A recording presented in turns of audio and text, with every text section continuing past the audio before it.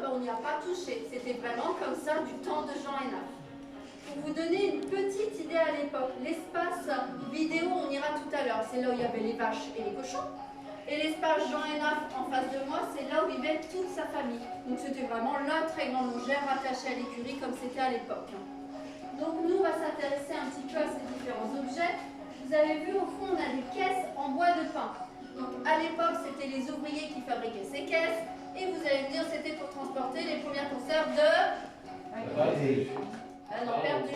De légumes, voilà. Nous, on est d'abord une conserverie de haricots et de petits pois. Donc, quand on parle de 1907, ça sera forcément les légumes, puisque Jean Hénaf était maraîcher au début.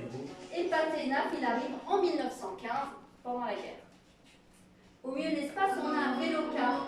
Est-ce que quelqu'un a déjà vu ce type d'engin?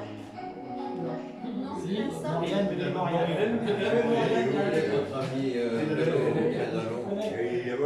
m'a dit tout à l'heure qu'il connaissait un petit peu. Ouais. Alors, il faut savoir qu'à l'époque, c'était très rare.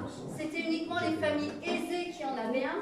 Et donc là, c'est le fils de Jean Hénaf, donc Jean-Marie, qui se l'est acheté pour la Seconde Guerre mondiale. Parce qu'à cette époque, il y avait une pénurie de pétrole et tous les jours, il faisait Poudre-Zic, Audierne, Poudre-Zic. Ça représente 20 km aller, 20 km retour, pas de moteur que des pédales. Hein. Donc il fallait quand même y aller parce que chez nous, c'est vallonné. Ça pèse extrêmement lourd, on n'a pas pesé, mais c'est très très lourd. Alors, souvent on me dit, mais pourquoi il n'a pas pris un vélo? Il faut savoir qu'à l'époque, le vélo était réservé aux paysans. Donc le fait d'avoir un vélo-car, il y avait toujours un côté plus chic. Donc il préférait s'embêter mais montrer un petit peu sa notoriété.